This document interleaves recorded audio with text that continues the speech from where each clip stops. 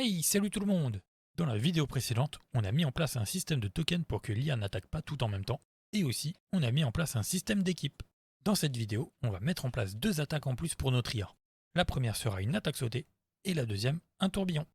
Et encore une fois, je tiens à remercier Ali Elzoheri. Je vous mets le lien vers sa chaîne YouTube en description et en bas de l'écran.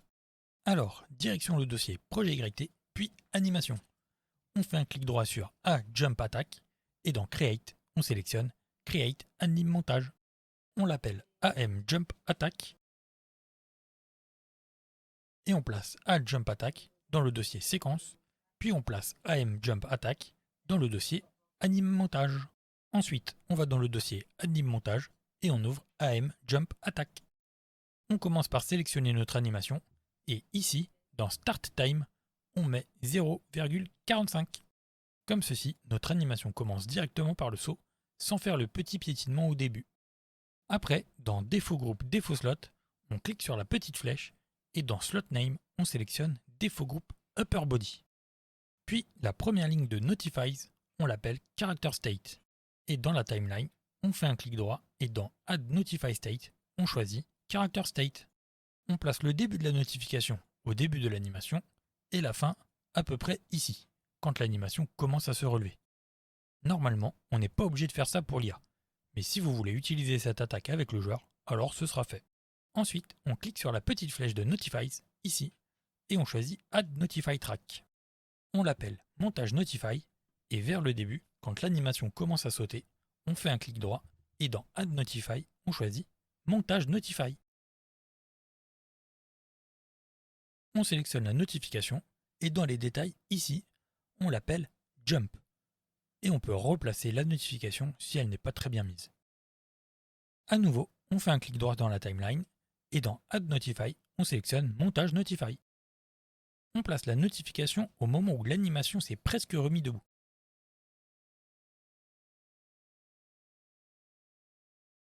Et on l'appelle End. Encore une fois, dans Notifies, on clique sur la petite flèche et on choisit Add Notify Track. On l'appelle Waypoint Trace.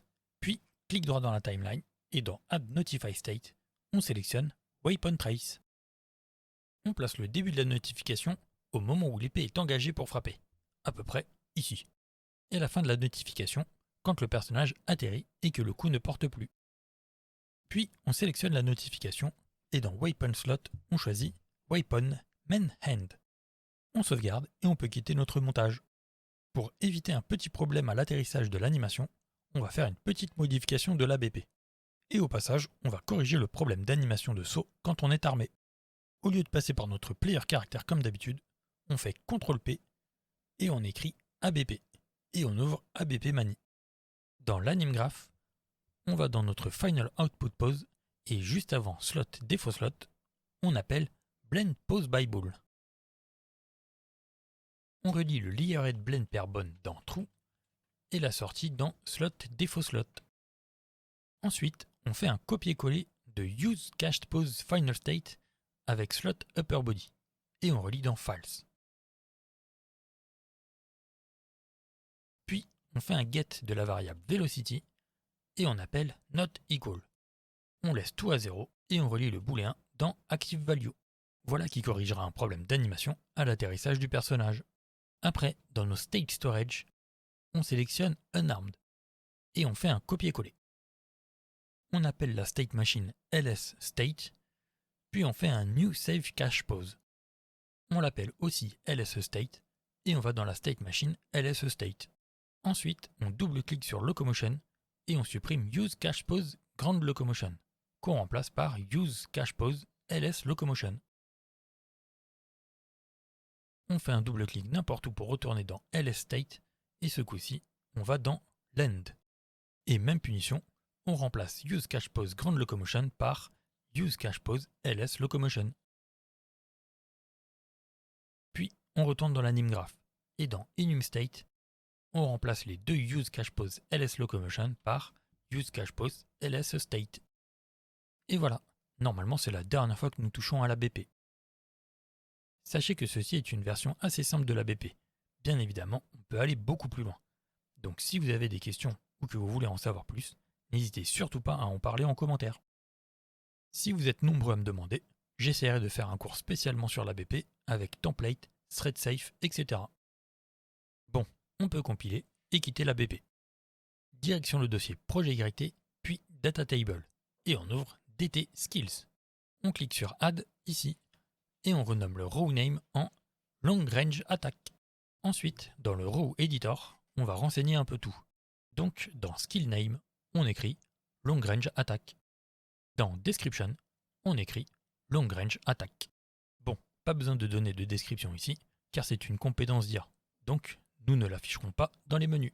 Puis, dans thumbnail, on cherche logo et on met TUE logo M. Dans cooldown, comme c'est une compétence, on ne veut pas que l'IA spamme cette attaque. Donc on peut mettre 10 secondes par exemple. Ensuite, dans base damage, on n'est pas là pour faire de l'équilibrage de compétences, donc on peut mettre 20 par exemple.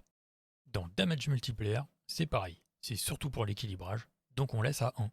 Dans damage type, bien que la compétence s'appelle long range attack, cela reste une attaque en mêlée, donc on met mêlée.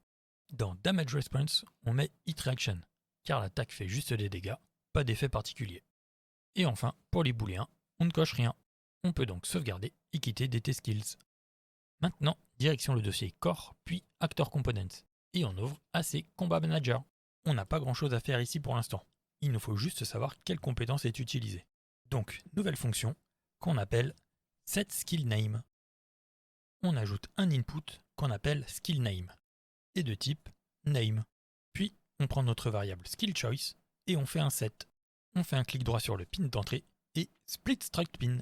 On relie skill name à skill choice row name et dans skill choice data table, on choisit DT skills. On compile et on peut quitter AC Combat Manager. Direction le dossier characters et on ouvre BP ennemi mêlée. On va enfin mettre en place notre compétence. On clique sur Open Full Blueprint Editor. Alors, afin de tester assez rapidement, on fait un clic droit et on appelle Event Attack. Cela nous permet d'override, donc de remplacer l'attaque par défaut du blueprint parent BP ennemi. Donc, on fait un nouveau custom event qu'on appelle Long Range Attack. Et on ajoute un input qu'on appelle Attack Target et de type Actor. De l'event Attack, on appelle Long Range Attack et on connecte Attack Target à Attack Target. Ensuite, comme pour notre attaque dans BP ennemi, on prend AC Damage System et on appelle isDead. Puis, not boolean. Puis, on appelle un branch et on relie le not boolean dans la condition. Après, on prend notre AC Combat Manager et on appelle set skill name. Dans skill name, on écrit long range attack. Attention ici à bien respecter comment on a écrit ça dans le row name de la data table skills. Puis, on fait un set de notre variable attacking et on coche attacking. Ensuite, on appelle play montage. On met notre mesh dans InSkeletal Mesh Component et dans montage to play, on met AM Jump Attack. On continue avec AC Damage System et on fait un set is interruptible qu'on laisse décocher. On le relie au pin d'exécution, puis de onComplete, on appelle Attack End et on relie Attack Target au début de l'event à Attack Target ici. Ensuite, on fait un copier-coller de notre AC Damage System et set is interruptible. Et ce coup-ci, on coche is interruptible. Après, on relie on interrupt dans attack end. Voilà, on est similaire à notre attaque. Maintenant, de notify name, on appelle un switch on name. On relie on notify begin au switch, puis on sélectionne le switch. Dans les détails, on décoche as default pin. Et on clique sur le petit plus ici, 2 fois. Dans l'index 0, on écrit end, et dans l'index 1, on écrit jump. Ce sont les montages notify qu'on a mis dans notre AM jump attack. Donc, de end, on relie à attack end. Pour faire sauter notre IA, on a déjà vu comment faire avec les navlinks. On va faire quelque chose de très similaire, mais on va prendre en compte le déplacement du joueur en plus pour anticiper l'endroit où il se trouvera au moment de l'atterrissage du saut. Donc, on fait un nouveau custom event qu'on appelle Jump to Attack Target. On ajoute un input qu'on appelle Attack Target et de type Actor. Comme pour le jump du navlink, on appelle Suggest Projectile Velocity Custom Arc. Et de Output Launch Velocity, on appelle Launch Character. On coche XY override et Z override. Ensuite, pour le start pose du node Suggest Projectile, simple, on appelle Get Actor Location. Pour le end pose, c'est un peu plus compliqué, donc on va calculer là où il faut sauter. Donc, nouvelle fonction qu'on appelle Calculate Future Actor Location. Et on la passe en pur. On ajoute un input qu'on appelle Actor, et de type Actor. On ajoute un autre input qu'on appelle Time, et de type Float. On déplie la variable Time, et dans Default Value, on met 1.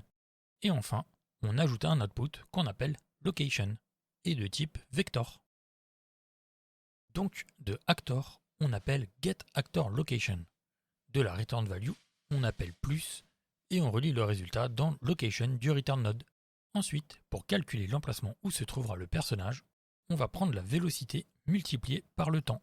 On appelle donc de Actor Get Velocity. De la return value, on appelle Multiply. Avant de relier Time dedans, on met les valeurs x 1, y 1 et z 0, car on va ignorer l'axe z. Et donc, du résultat, on fait un autre multiply et ce coup-ci, on multiplie par time. On relie le résultat dans le plus et voilà, notre fonction est prête.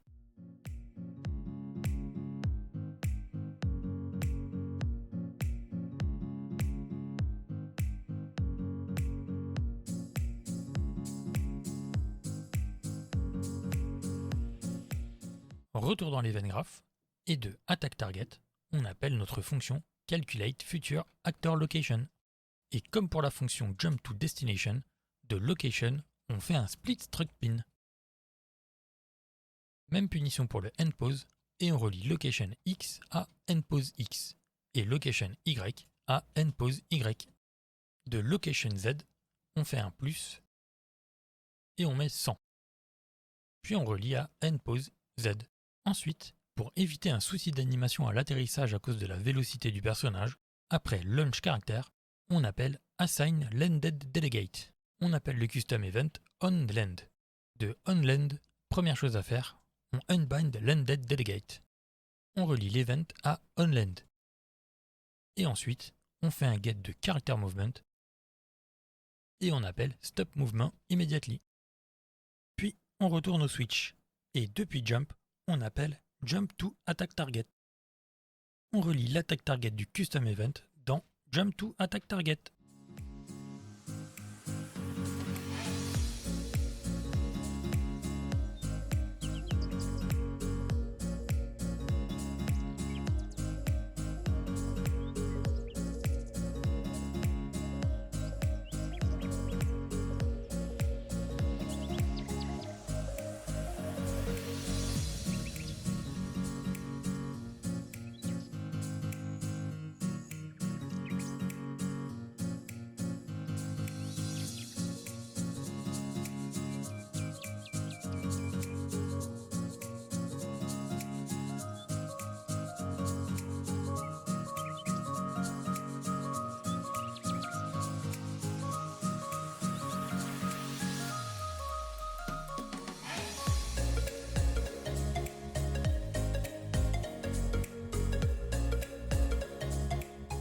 On peut compiler et quitter notre BP ennemi mêlé. Direction le dossier core, AI, puis behavior tree. Et on ouvre BT ennemi mêlé. On va dans le blackboard, on clique sur new key, puis on sélectionne float. On l'appelle distance to attack target. Et on retourne dans le behavior tree. Pour savoir à quelle distance l'IA se trouve de sa cible, on va faire un nouveau service. Donc new service, puis BT service blueprint base. On va dans le dossier service et on l'appelle BTS update distance to target. On commence par override la fonction resave tick AI. Pour avoir la distance entre l'IA et sa cible, de owner controller, on appelle get actor location et de la return value, on appelle distance avec vector entre parenthèses. Pour la cible, on fait une nouvelle variable qu'on appelle attack target key de type blackboard key selector. On lui met la catégorie keys et on clique sur l'œil ici. Ensuite, on fait un get de attack target key, puis on appelle get value as actor. De la return value, on appelle get actor location, et on relie à v2. Puis, pour renseigner la variable distance to target du blackboard, on fait une nouvelle variable qu'on appelle distance to target key, et de type blackboard key selector. On place la variable dans la catégorie keys, et on clique sur l'œil. Après, on fait un get de distance to target key, et on appelle set value as float. On relie la return value de distance dans value, et voilà. On range un peu la fonction.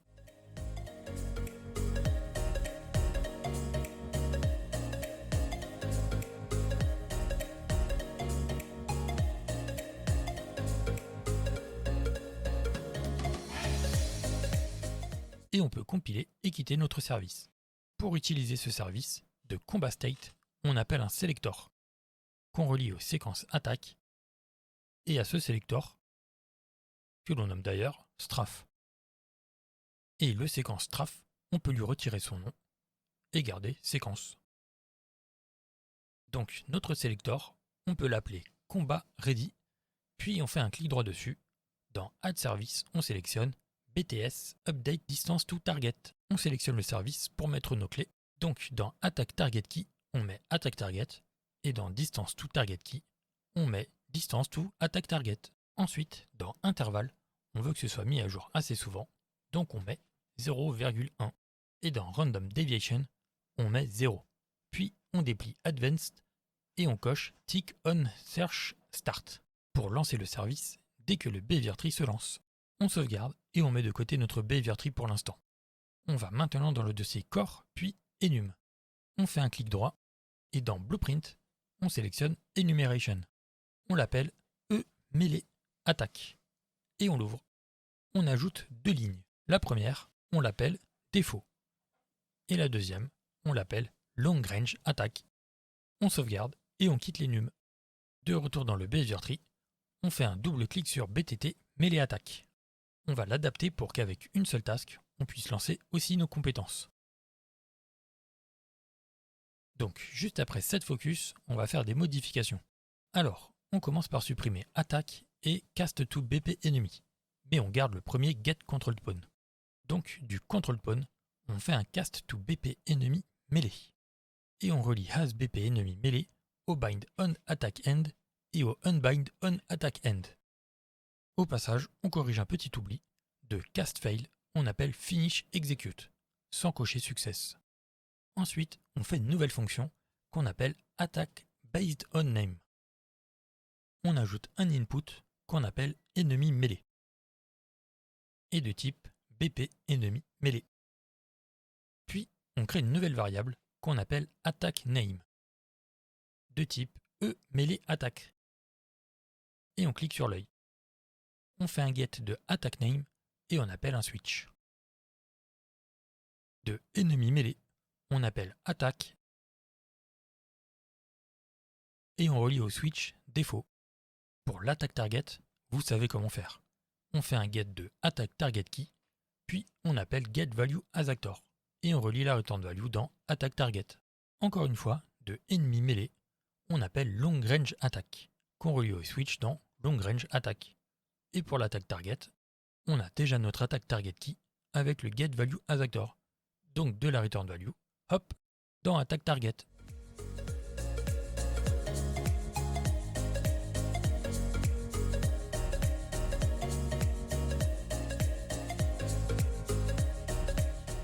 On retourne dans l'event graph et après notre cast to BP enemy melee, on appelle attack based on name.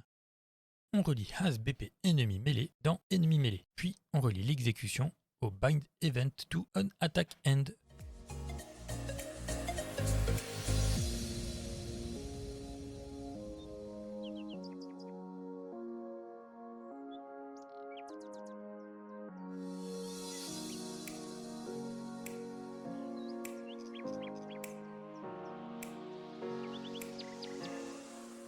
On peut compiler et quitter BTT melee attack.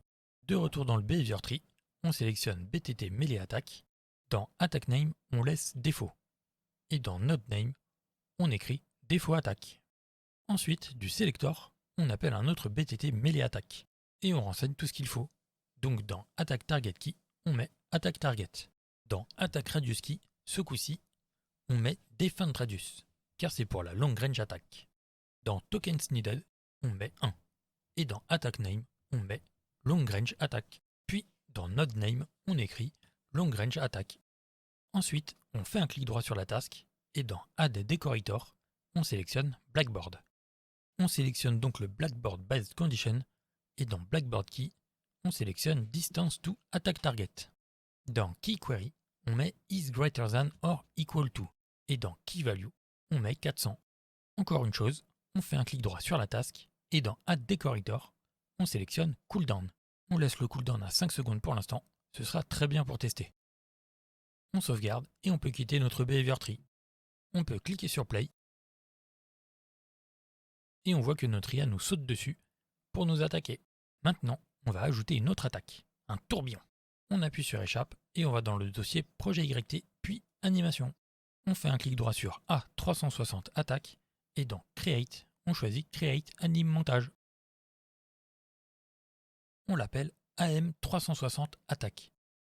Et on met A360 Attaque dans le dossier Séquence, puis AM360 Attaque dans le dossier Anim Montage. On va dans le dossier Anim Montage et on ouvre AM360 Attaque.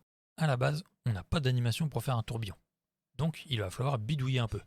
Dans Asset Browser, on cherche A360 Attaque. Et on en drag and drop 2 dans la timeline, comme ceci. On sélectionne le premier A360 Attaque de la timeline, et dans les détails, on met Endtime à 0,45 et Playrate à 0,5. Puis on sélectionne le deuxième A360 Attaque, et dans les détails, on met Start Time à 0,45 et End Time à 0,6. Et on sélectionne le troisième A360 Attaque et on met Start Time à 0,6, End Time à 0,61 et Playrate à 0,0025. Maintenant, dans Notifies, on renomme le 1 en Character State, puis clic droit dans la timeline et dans Add Notify State, on sélectionne Character State. On met le début de la notification au début de l'animation et la fin de la notification vers la fin de l'animation. À peu près comme ça. Ensuite, on clique sur la petite flèche à côté de Notifies et on choisit Add Notify Track. On l'appelle Montage Notifies et un peu avant le troisième segment A360 Attaque, on fait un clic droit et dans Add Notify, on sélectionne Montage Notify. On sélectionne la notification et dans les détails, dans Notify Name, on met Spin.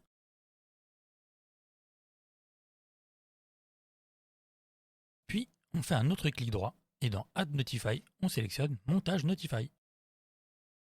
Dans les détails, on écrit End dans Notify Name.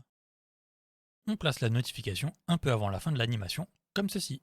Et encore une fois, clic droit et dans Add Notify, on sélectionne Montage Notify. Dans Notify Name, on écrit AOE. Puis on fait un clic droit sur la notification et dans Notify Begin Time, on écrit 1,5. Ensuite, on fait un copier-coller de la notification, puis on fait un clic droit dessus et dans Notify Begin Time, on écrit 2. Et on refait la même chose encore 5 fois, donc jusqu'à 4,5, vu que l'animation dure environ 5 secondes.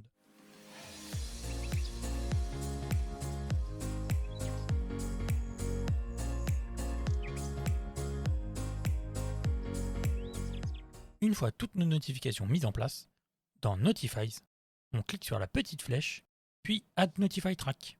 On l'appelle Waypoint Trace, et dans la timeline, on fait un clic droit et dans Add Notify State, on sélectionne Waypoint Trace. On met le début de la notification un peu avant la notification de spin, au moment où l'arme s'engage pour frapper.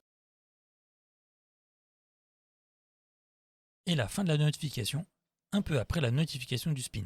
C'est très court, mais suffisant, vous verrez.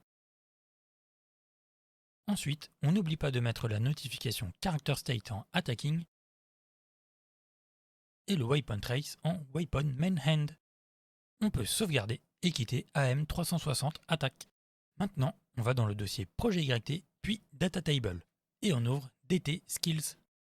On clique sur Add et on renomme le row name en Spinning Attack. Et comme pour Long Range Attack, on va tout renseigner. Donc dans Skill Name, on écrit spinning attack. Dans description, on écrit spinning attack aussi.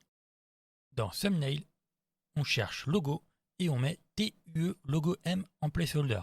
Car comme pour long range attack, on n'a pas d'icône. Mais libre à vous de mettre votre icône si vous en avez une.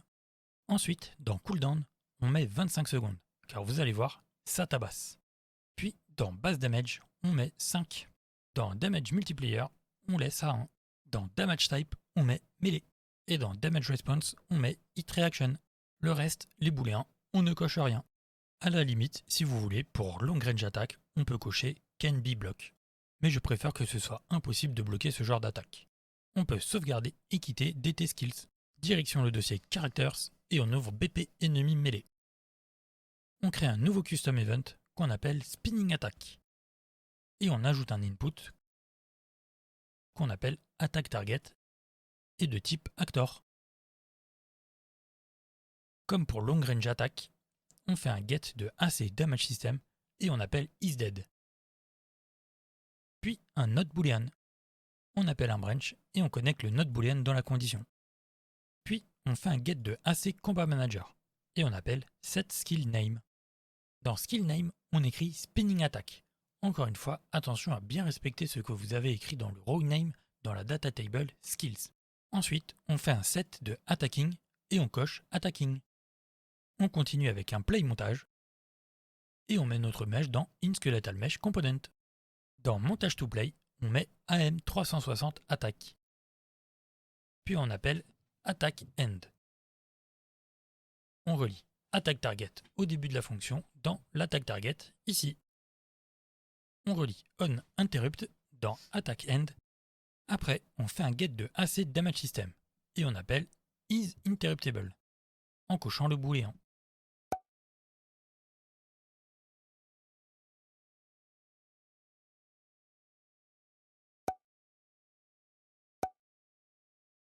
Et de notify name, on appelle un switch on name. On relie on notify begin dans le switch, puis on sélectionne le switch. Dans les détails, on décoche as default pin et on clique 3 fois sur le plus. Dans l'index 0, on écrit end. Dans l'index 1, on écrit spin. Et dans l'index 2, on écrit AOE.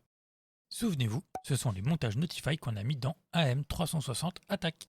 Alors, du switch, de la sortie end, on relie à attack end. Ensuite, pour le spin, on fait un nouveau custom event qu'on appelle spin mesh. Donc, on fait un get de notre mesh et on appelle get relative rotation. Et on fait un promote to variable. On appelle la variable mesh rotation before spin. Puis, on appelle add timeline, qu'on appelle spin mesh timeline. Et on double-clique dessus. On clique sur plus track ici. Et on choisit add float track. On l'appelle Z rotation alpha. Et dans length, on met 4 secondes. C'est le temps qu'il reste à l'animation une fois la notification spin appelée. Dans la timeline, on fait un clic droit, puis add key to curve float.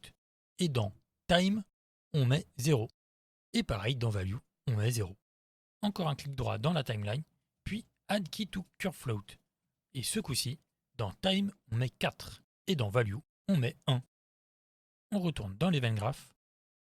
On fait un get du mesh. Et du mesh, on appelle set relative rotation. Pour faire tourner le mesh, on n'a besoin que de l'axe Z. Donc, on fait un clic droit sur New Rotation, puis Split Struct Pin. On fait un get de Mesh Rotation Before Spin, et lui aussi, on fait un Split Struct Pin. On relie le X à X et le Y à Y. Pour l'axe Z, de la timeline, de Z Rotation Alpha, on appelle LURP. On connecte à l'alpha correctement, et on relie Mesh Rotation Before Spin Z au LURP A. Ensuite, de Mesh Rotation Before Spin Z, on fait un plus et on relie le résultat dans le LURP B. On relie aussi la Return Value dans New Rotation Z. Pour le deuxième pin du plus, on fait un clic droit et on appelle Add Math Expression. Et on écrit 360 x 12, donc 360 degrés multiplié par le nombre de tours qu'on veut que le mesh fasse. Et on relie la Return Value dans le plus. On retourne à notre switch et de spin, on appelle spin mesh. Ensuite, on fait un get de AC Damage System et on appelle isInterruptible sans cocher le booléen. Avant de faire la OE, on va corriger un bug qui risque d'arriver. Donc, on fait un nouveau custom event qu'on appelle Stop Spinning. On fait un clic droit et on appelle Get Spin Mesh Timeline. Et de ce get, on appelle Stop. Puis, on fait un get de notre mesh et on appelle Set Relative Rotation. Et on met notre variable Mesh Rotation Before Spin dans le New Rotation. On retourne vers notre switch et après le Attack End et le Set isInterruptible coché, on appelle Stop Spinning. Dernier petit truc, on peut supprimer l'event Attack car on n'en a plus besoin. Ensuite, on va dans le Construction Script. Ici, c'est du code qui se lance lors de la création de l'acteur, donc avant le Begin Play. Donc, on fait un get de notre mesh, puis de ce get, on appelle Get Relative Rotation. Et on fait un set de notre variable Mesh Rotation Before Spin. Alors, on peut ranger un peu tout, surtout l'event graph, je suppose.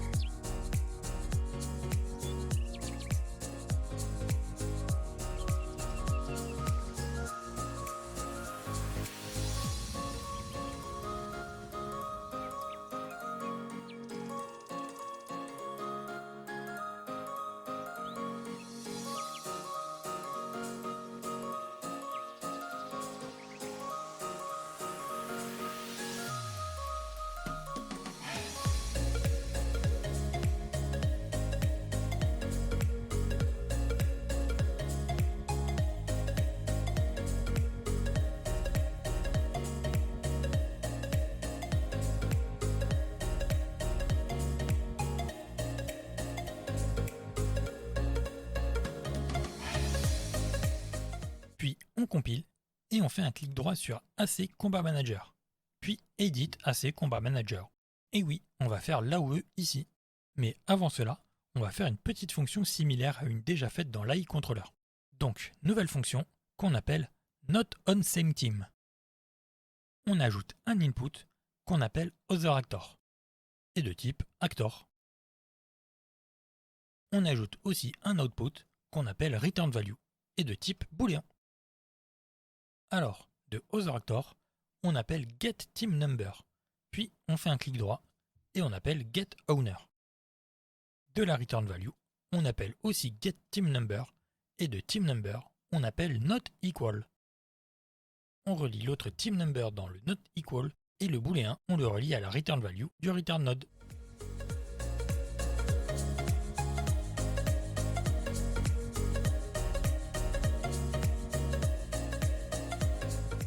Si vous voulez, dans la fonction TraceResultToDamage, vous pouvez remplacer les deux getTeamNumber par la fonction NotOnSameTeam.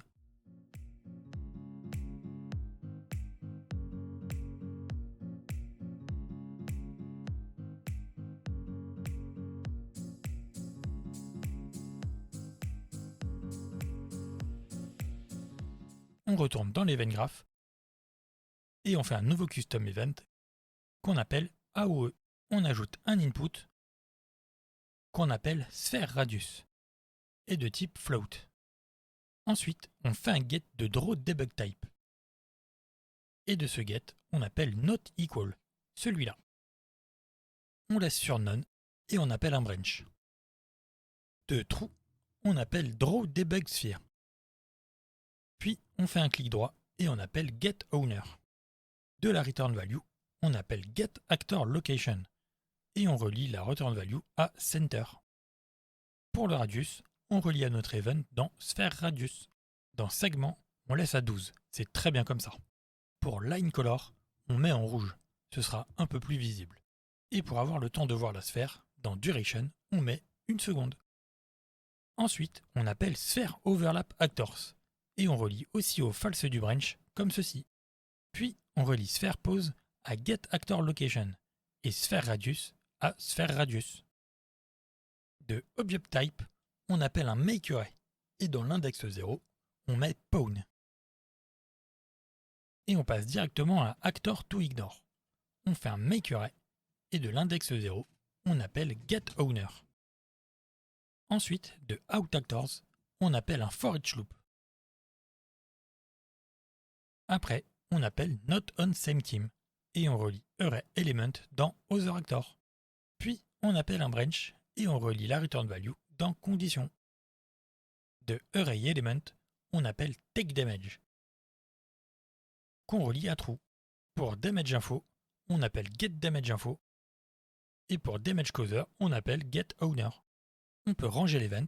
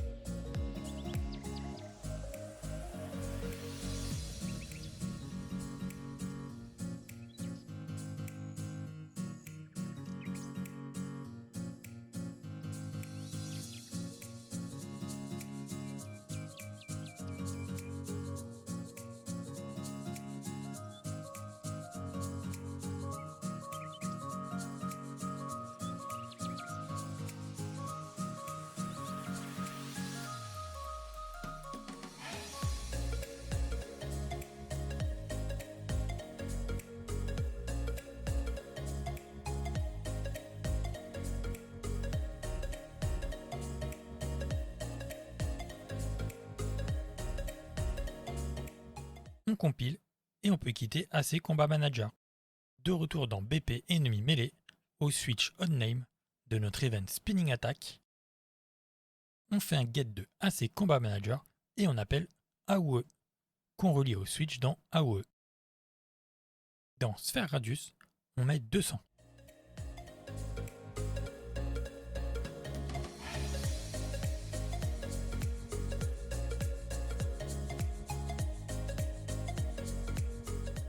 Et on compile. On peut quitter notre BP Enemy Melee et on va dans le dossier Core, puis Enum et on ouvre Melee Attack. On ajoute une ligne qu'on appelle Spinning Attack et on peut sauvegarder et quitter l'Enum. Ensuite, on va dans le dossier Core, AI, puis Behavior Tree et on ouvre BT Enemy Melee. Du Attack Séquence, on appelle un Selector, puis un autre séquence. Et on relie Long Range Attack dedans, ainsi que Défaut Attack et le Wait. On replace un peu tout dans le bon ordre, et pour que ce soit plus lisible aussi.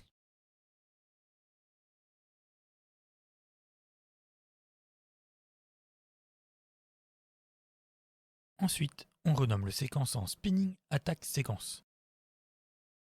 Puis, du séquence, on appelle BTT Melee Attack, et comme d'habitude dans les détails, on met Attack Target Key en Attack Target. Pour Attack Radius Key, on met Attack Radius.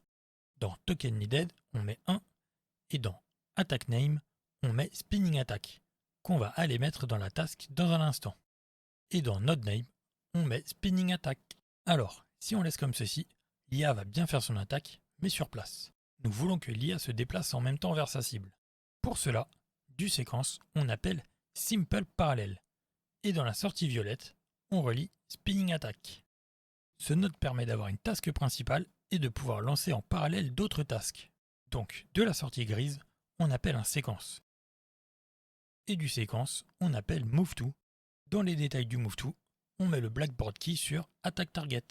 Alors maintenant, le problème, c'est que l'IA va poursuivre sa cible directement. Du coup, au début de l'animation, avant la notification Spin, on va avoir l'impression que l'IA glisse sur le sol. Donc juste avant le MoveTo, on appelle un Wait. Dans le Wait Time, on met 1 seconde. C'est à peu près le temps d'animation avant d'arriver à la notification Spin. Et voilà, maintenant on double-clique sur Spinning Attack, le BTT Melee Attack. On va dans la fonction Attack Based on Name et de Enemy Melee, on appelle Spinning Attack, qu'on relie à Spinning Attack du switch, sans oublier bien sûr de relier l'Attack Target. On compile et on quitte la task. De retour dans le Behavior Tree, on va mettre un cooldown aux attaques. Sauf que c'est fastidieux de référencer nos cooldowns manuellement alors qu'on les a indiqués dans notre data table Skills. Pour cela, on clique sur New Decorator, puis BT Decorator Blueprint Base. On va dans le dossier Decorators et on l'appelle BTD Skill Cooldown. On commence par override la fonction Perform Condition Check AI. Ici, rien de compliqué, on fait un clic droit sur la return value, puis promote to variable. On appelle la variable ready. On compile et par défaut, on coche la variable ready. Ensuite, on override la fonction Resaved Execution Start AI. C'est ici qu'on va faire le cooldown. Donc, on appelle un branch et on met notre variable ready dans la condition. Puis, dans true, on appelle getDataTableRow pour aller chercher dans notre datatable skills le cooldown qu'on a mis. Donc, on fait une nouvelle variable qu'on appelle skill et de type DataTableRowHandle. On clique sur l'œil et on compile pour mettre en valeur par défaut dans datatable dt skills. Dans rowName, on laisse none et on fait un get de notre variable skill. On fait un clic droit dessus, puis split struct pin et on relie skill datatable à datatable et skill rowName à rowName. Pour aller chercher le cooldown de outRow, on fait un break sSkillInfo et on déplie la structure. De cooldown, on appelle setTimerByEvent qu'on relie à rowFound. Après, on sélectionne le break sSkillInfo et dans les détails, on clique sur Hide Unconnected Pins. Puis, on fait un set de la variable ready sans la cocher. Ensuite, de event, on appelle un nouveau custom event qu'on appelle TimerEnd. On fait un set de la variable ready et cette fois-ci, on coche ready. Dernier petit truc, on clique sur class default et dans node name à droite, on écrit skill cooldown.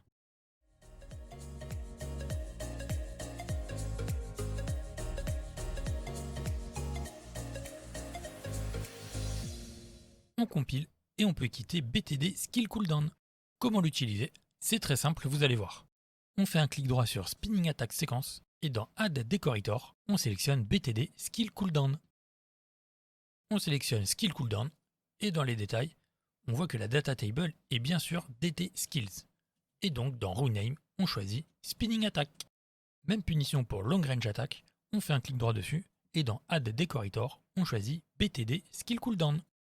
On peut supprimer l'ancien cooldown et sélectionner Skill Cooldown. Dans rowName, on choisit Long Range Attack. Et voilà, on sauvegarde et on peut quitter notre Behavior Tree. Avant d'essayer, on va vite corriger deux petits trucs. Si vous avez essayé entre-temps, vous avez peut-être remarqué, lorsque l'IA fait sa Spinning Attack, le joueur est bloqué dans le tourbillon, ce qui rend l'attaque extrêmement forte. Pour pallier cela, on va dans le dossier Projet YT, Animation puis Anime Montage. On ouvre AM HitReaction et dans Défaut Groupe, Défaut Slot, on clique sur la petite flèche et dans Slot Name, on sélectionne Défaut Groupe, Upper Body. Ensuite, on double-clique sur A HitReaction dans la timeline pour l'ouvrir. Et dans Asset Details, on cherche Enable Route Motion. Et on décoche. On sauvegarde et on quitte A HitReaction. Deuxième petit problème, vous avez sûrement remarqué, mais lorsqu'on meurt, nos points de vie passent en négatif. Donc, direction le dossier Core, puis Actor Components, et on ouvre AC Stats. Dans les fonctions, on va modifier Set Current Stats. Donc, on écarte un peu le Add Map, et de Value, on appelle un Clamp. Et on relie la Return Value au Add Map. Pour le Min, on laisse à 0, et pour le Max, on fait un Get de Max Stats, et on appelle Find. On relie Stat dans le Find, et le Find dans le Max du Clamp. Et voilà, on ne pourra plus avoir de valeur négative.